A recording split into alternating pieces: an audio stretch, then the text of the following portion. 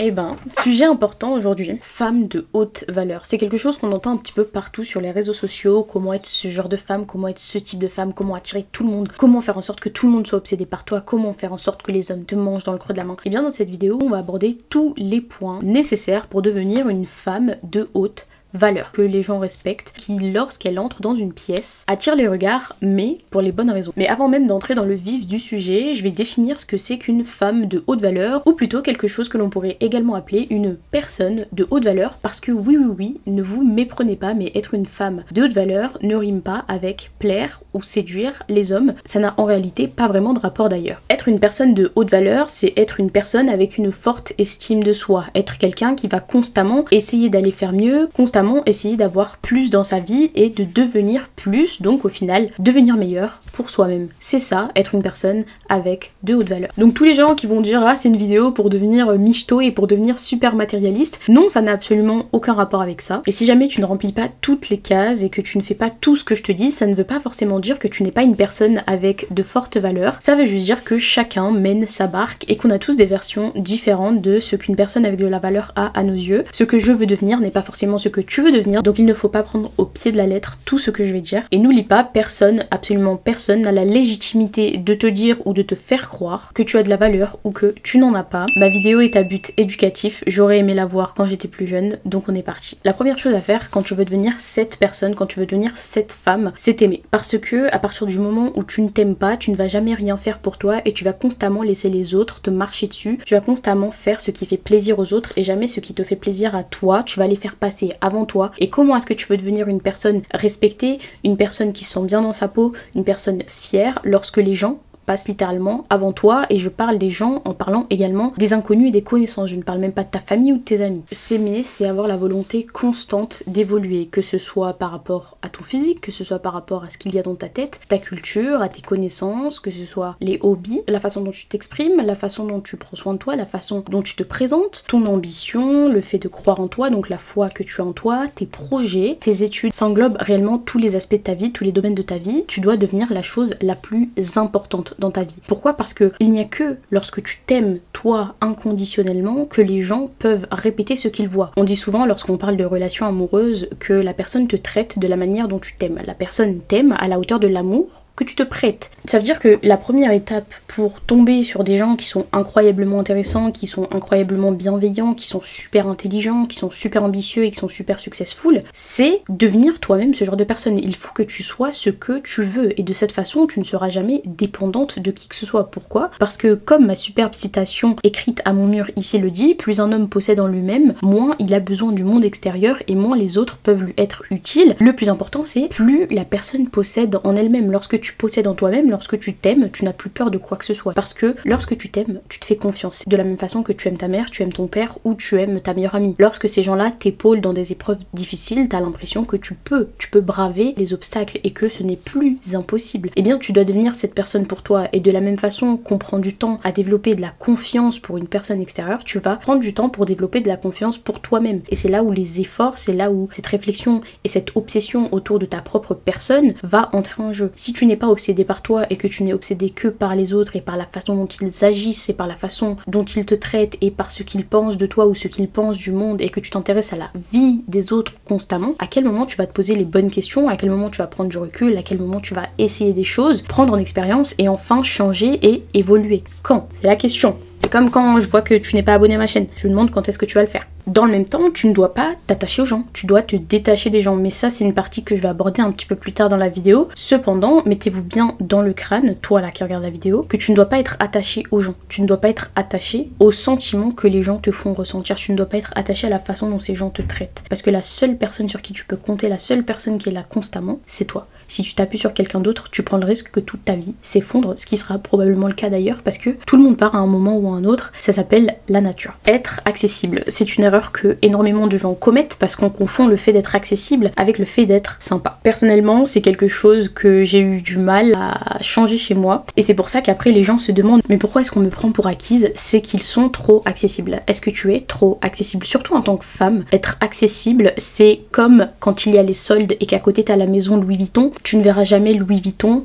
faire des soldes pour que leurs sacs à main se vendent plus rapidement parce qu'ils ne veulent absolument pas être accessibles. Alors ils laissent leur prix là où ils sont et ils les augmentent. Là où les autres magasins, le prêt-à-porter va plutôt faire des soldes pour que les gens puissent venir les acheter en masse et ensuite on assiste à des grands moments comme les soldes. Est-ce que tu laisses les gens comme ça venir s'incruster dans ta vie, venir avoir accès à ce que tu penses, venir avoir accès à chez toi, avoir accès à tes amis, avoir accès à tes contacts, avoir accès à ta famille, avoir accès à ton chien, à ton chat, avoir accès à tout ce qu'il y a d'intéressant dans ta vie? Est-ce que tu trouves ça normal? Et d'ailleurs, je me suis rendu compte d'un truc il y a quelques jours, c'est simplement que rien que la présence d'une femme aux côtés d'un homme, ça lui rajoute de la valeur. Donc normalement la vidéo ne porte pas du tout sur les relations homme-femme, mais vu que je m'adresse aux filles dans cette vidéo, mets-toi bien dans le crâne que même si ce n'est pas forcément qu'avec les hommes, lorsque tu sors avec quelqu'un, ta présence donne de la valeur à la personne avec qui tu es. C'est-à-dire que lorsque tu t'associes à quelqu'un, ensuite on a l'effet d'association. Lorsque les gens vont voir cette personne, elles vont inconsciemment l'associer à toi. Et toi, de la même façon, on va t'associer à cette personne si la personne est constamment avec toi. Est-ce que si un individu n'a pas mérité d'être avec toi, n'a pas mérité ta confiance, n'a pas essayé de la gagner, si un individu ne t'apporte rien, mais que toi tu lui apportes une réputation, est-ce que tu n'aurais pas un petit peu perdu dans tout ça? C'est pour ça qu'être accessible, c'est pas quelque chose de bien, parce que tu peux être friendly, tu peux être sympa, tu peux être cordial, tu peux être poli, mais tu ne peux pas laisser n'importe qui entrer dans ta vie. Les choses rares sont des choses qui sont chères. Plus il est facile d'avoir quelque chose, plus la valeur de cette chose baisse. Pourquoi? Parce que c'est naturel, c'est de l'instinct. Lorsque l'être humain voit quelque chose d'accessible, il n'en veut plus ou alors il n'y prête plus trop attention. C'est comme les soldes et les sacs à main qui coûtent cher. Si je te propose l'un des deux, tu vas préférer aller avoir le sac à main qui coûte cher et non pas les soldes parce que le sac à main c'est quelque chose de plus compliqué à avoir et donc on associe ça à quelque chose qui a de la valeur vu que c'est rare. Et bien toi c'est exactement la même chose. Si les gens ne méritent pas d'être avec toi, tu ne dois pas juste être sympathique et être super accessible, traîner avec eux, leur parler constamment parce que vraiment ça c'est pas bien. Et moi je sais que par exemple avec mon téléphone, avec les réseaux sociaux, je parle avec énormément de personnes et au début j'étais beaucoup trop accessible parce que je parlais avec tout le monde constamment. Sauf qu'en fait mon temps me coûte cher donc je ne peux pas passer mon temps à parler avec tout le monde. L'accessibilité à un moment donné ça vous tue vous-même. Et ça fait un parallèle parfait avec le fait d'être négligé. Ça c'est une erreur que beaucoup de gens font, dont moi je l'ai faite et là je suis en train de m'entraîner à ne plus le faire. Je me suis dit ok non je m'en fous de la vie des gens etc. Je n'ai pas besoin de me préparer constamment. Mais le fait est que la première impression c'est celle qui reste longtemps et surtout vous devez toujours être prêt à rencontrer vos meilleures opportunités. Ça veut dire que tu dois constamment être préparé, habillé, maquillé, coiffé, peu m'importe, comme si tu allais rencontrer l'opportunité d'une vie. Si ce n'est pas le cas, il va falloir revoir ça. Parce que là, on parle vraiment de devenir ta personne idéale. Et donc, il faut que tu rayonnes le type de personne que tu veux être. C'est pas fake it until you make it. C'est vraiment try it until you become it. Encore une fois, c'est de l'instinct que de se baser sur ce qu'on voit d'une personne. Beaucoup vont dire oui, non, il ne faut pas juger un livre à sa couverture, l'habit ne fait pas le moine. Mais ça, c'est du bullshit parce que la vérité, c'est que quand vous voyez quelqu'un habillé d'une certaine façon, vous avez déjà un petit peu plus confiance en lui, un petit peu plus de respect pour lui et vous allez changer votre comportement par rapport à la façon dont la personne se présente. De la même façon que lorsqu'une personne parle, vous n'allez pas lui porter attention de la même façon. Si elle met les négations, si elle articule, si elle met un ton ou si elle commence à parler un petit peu comme ça. Alors désolé pour l'imitation, c'était horrible, mais je veux dire, si une jeune femme vient te voir et commence à te parler d'une façon assez douteuse, tu vas dire ok, cette femme c'est quelqu'un qui a peut-être des petits problèmes d'élocution ou alors elle n'arrive pas à parler correctement. A contrario, si quelqu'un vient et te parle correctement, tu vas dire ok, cette personne elle est mature, cette personne je peux lui faire confiance. Et si jamais tu avais des projets sérieux avec la personne, donc que ce soit un date ou que ce soit du business ou que ce soit même juste devenir ami ou rester des connaissances assez proches, ton avis va totalement changer en fonction dont la personne s'est présentée, que ce soit à l'oral ou physiquement. On peut en débattre autant que vous voulez et dire que c'est injuste etc, mais on est dans un monde qui est injuste, on ne joue pas avec des règles justes, donc il faut suivre les règles du jeu pour ensuite pouvoir tourner le jeu à notre avantage. C'est comme ça que ça fonctionne. Comme je l'ai dit, tu ne dois pas être négligé physiquement et tu ne dois pas être négligé dans ton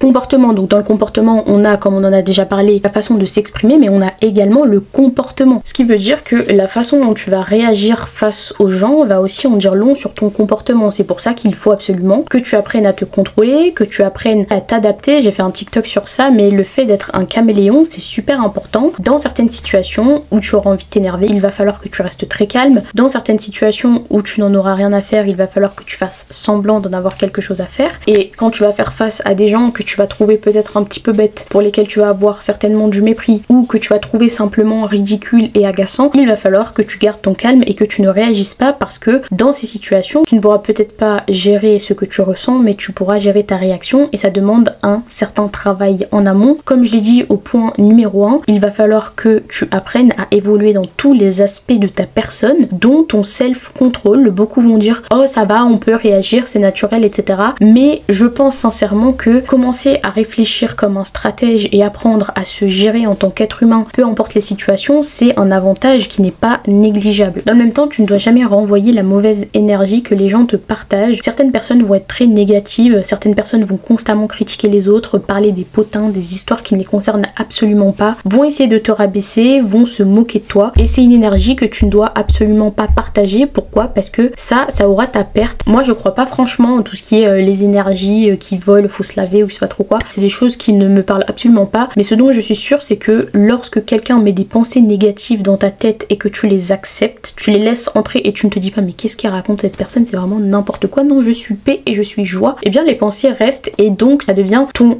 habitude inconsciente. Et après lorsque tu vas faire face à n'importe quelle situation du quotidien ou pire des situations importantes où tu vas devoir prendre des décisions encore plus importantes, c'est cette négativité qui va refaire surface. C'est pour ça qu'on dit souvent que l'environnement c'est le facteur principal lorsque tu commences à faire quelque chose. Donc si tu veux évoluer en tant que personne et changer et devenir une femme de haute valeur, ce qui dans ce monde est quand même assez compliqué, et que toi tu te laisses submerger par un environnement négatif sans constamment travailler sur le fait de travailler justement cet environnement mental pour qu'il soit positif, ça va poser un énorme problème. Lorsque les gens sont mauvais avec toi, ne leur renvoie pas le fait d'être mauvais. Si quelqu'un te rabaisse, ne lui réponds pas, ne rétorque pas quelque chose de méchant. Répondez à la haine par l'amour ou ne répondez juste pas. L'ignorance est le meilleur des mépris, ce n'est pas pour rien, c'est parce qu'on n'a pas le temps pour ces gens-là. Si vous leur envoyez la négativité qu'ils vous ont partagée, alors ils ont gagné. Est-ce qu'on veut qu'ils gagnent? Sincèrement, non. Est-ce que je veux que tu t'abonnes? Sincèrement, oui. Sois plus féminine. Alors attention, féminité et masculinité ne veulent pas dire ce que vous pensez qu'ils veulent dire. La féminité ce n'est pas être une femme et la masculinité ce n'est pas être un homme. La féminité c'est un type de comportement, la masculinité c'est la même chose. Donc masculinité c'est le fait d'être le leader d'une situation,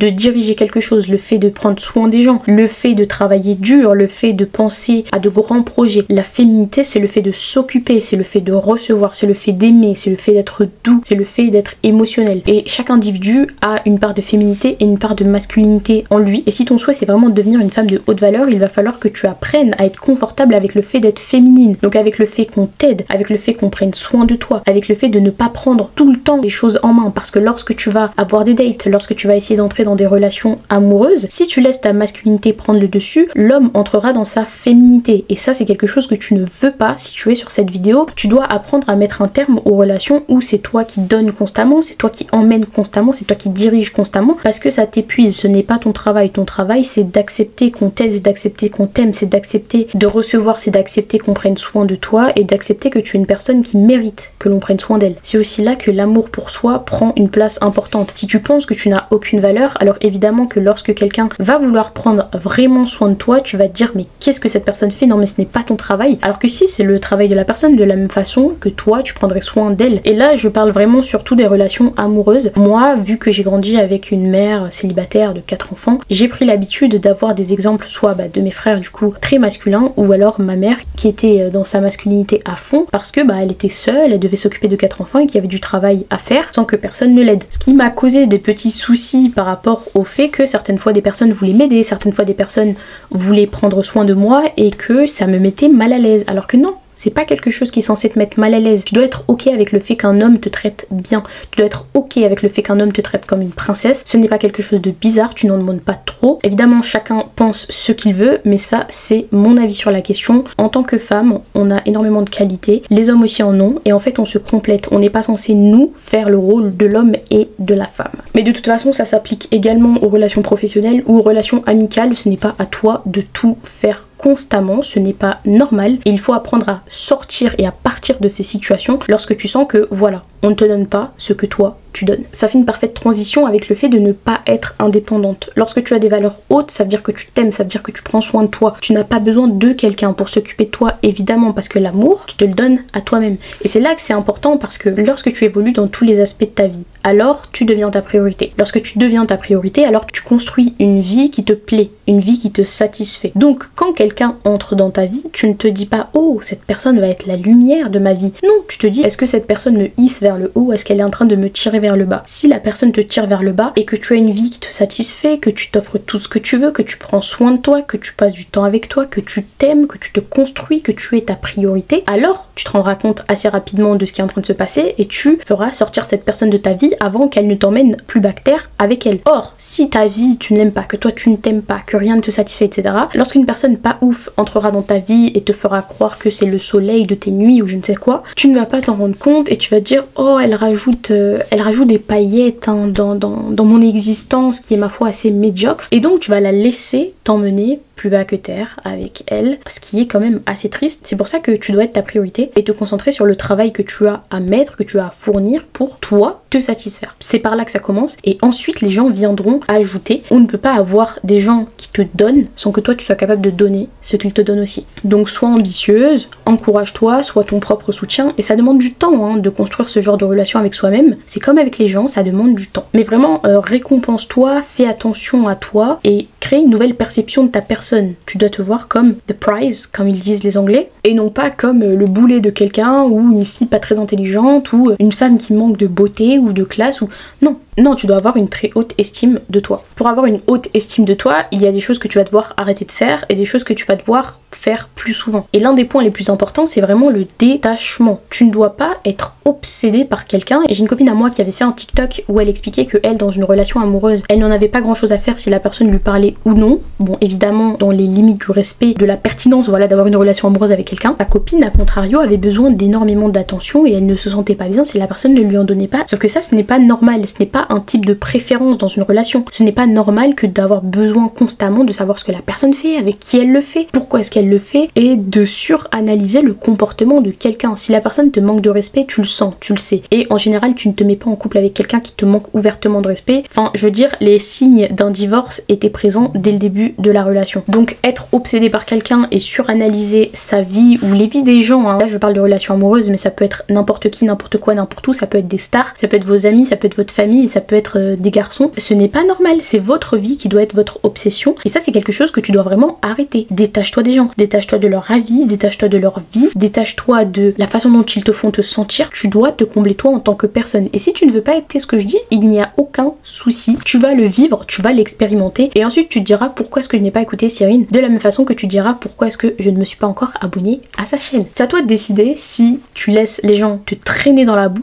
ou si tu préfères avoir des gens qui te tirent vers le haut avec eux. C'est vraiment à toi de décider si l'impact des gens sera positif ou négatif sur ta vie. C'est toi qui décides, c'est toi qui as les rênes, c'est toi qui contrôle. Tu es la chose la plus importante de ta vie. Tu ne peux compter que sur toi. Alors oui, t'as une famille, oui, t'as des amis, peut-être même que t'as un amoureux, c'est super, c'est top, mais c'est un fait. Tu nais avec toi-même, tu vis avec toi-même et tu meurs avec toi-même. Tu es la seule personne qui restera là, quoi qu'il arrive. La vie ne peut pas se retirer à toi parce que si tu pars, tu pars. Donc tout ce qui est histoire, potin, qu'est-ce qu'elle a fait, qu'est-ce qu'il a fait de mieux que moi et regarde avec qui il est et regarde ce qui s'est passé. C'est pas tes affaires. Toi, tes affaires, c'est ta vie. T'as suffisamment de soucis à régler et de choses à faire évoluer dans ta propre vie, dans ta propre existence. T'as suffisamment de taf vraiment pour toute une vie du coup, pour ne pas en plus aller gaspiller ton attention sur celle des autres. Enfin, je veux dire, à un moment donné, est-ce que ça t'apporte quoi que ce soit que de parler de A, B, C ou D? Non, ça ne t'apporte rien. Tu sais ce que ça fait? Ça te distrait. Ça te distrait du travail que tu dois mettre. Quand ça ne te concerne pas, tu n'en parles pas. Quand ça ne te concerne pas, tu ne te concentres pas dessus.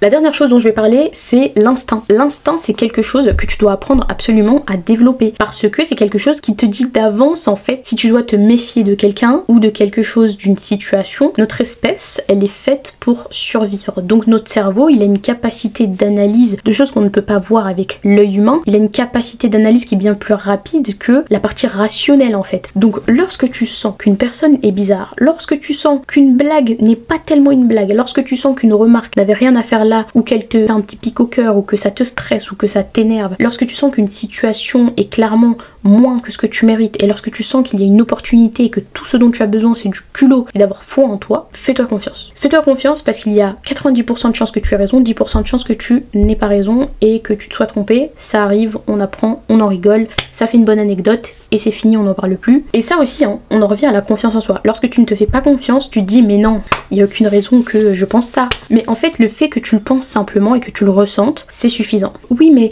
imagine je me trompe. Oui, mais ça veut dire quoi ça? Ça veut dire que tu as peur de de passer à côté de quelque chose, mais t'as peur de passer à côté de quoi? Une personne, d'une situation, tu ne te fais pas assez confiance pour penser que tu peux trouver une meilleure personne ou qu'une autre opportunité se présentera, parce que de toute façon t'es une personne qui travaille, t'es une personne ambitieuse, t'es une femme qui se donne les moyens, qui s'en est toujours sortie. C'est ça que tu dois te dire, parce que on peut parler du scarcity mindset ou du growth mindset, c'est deux mindsets totalement différents. Scarcity, ça veut dire le manque, la peur du manque. C'est un état d'esprit où tu as constamment peur de ce que tu peux perdre, de ce à côté de quoi tu peux passer. Alors que le growth mindset, c'est avoir un état d'esprit où tu dis peu importe ce qui m'arrive, j'apprends. Peu importe ce qu'il se passe, j'apprends. Pourquoi? Parce que j'ai confiance en mes capacités. Donc quoi qu'il arrive, ce sera toujours positif. Parce que c'est moi qui décide si ça l'est ou si ça ne l'est pas. Et donc dans la vie, c'est exactement ça. Si tu veux devenir une femme de haute valeur, tu dois te faire confiance lorsque tu sens que des gens te font perdre ton temps. Peut-être qu'il n'y a pas de raison et peut-être qu'on va te traiter de folle. Mais franchement, c'est c'est vraiment ok. Si c'est ça le prix à payer pour ne pas avoir de personnes qui te font perdre ton temps, si c'est ça le prix à payer pour ne pas avoir de personnes qui te rabaissent constamment et qui t'empêchent de devenir la personne que tu veux devenir, je sais pas si tu te rends compte, c'est une dinguerie que tu puisses laisser des gens te mettre des bâtons dans les roues alors que la vie est déjà assez compliquée, sans en plus créer un environnement où les gens essaient constamment de t'envoyer du négatif. Je veux dire, on veut que du positif ici et il faut absolument que tu développes cette confiance en toi. Je sais que ça fait peur, je sais que c'est peut-être nouveau pour toi, mais c'est un travail qui prend du temps et c'est un travail qui vraiment paiera dans le temps, encore une fois. Les bonnes choses prennent du temps, tu vas te tromper, peut-être que quelquefois tu vas sortir des gens de ta vie qui étaient bien et voilà, tu vas te dire bon bah écoute, c'est la vie. Mais encore une fois, growth mindset, s'ils sont sortis, c'est pour une raison, c'est pour faire place à de nouvelles personnes. De la même façon que toi, tu vas penser que tu dois devenir un certain type d'individu, tu vas le devenir et te dire purée mais pourquoi j'ai fait ça? Et voilà, t'auras appris. Dans tous les cas, il faut te dire que c'est un travail que tu dois vraiment mener seul. Tu ne dois pas demander l'avis des gens, et je sais que c'est compliqué parce que même moi des fois je me trompe, des fois je fais des erreurs, des fois je n'ai pas les réponses à mes questions, d'ailleurs même souvent je suis dans une période assez trouble de ma vie, mais c'est dans les périodes troubles qu'on finit par trouver appui. Donc si tu veux devenir cette femme idéale, il faut que ça devienne le centre de ta vie. Tu dois devenir simplement le centre de ta vie et c'est comme ça que tu deviendras cette femme de haute valeur.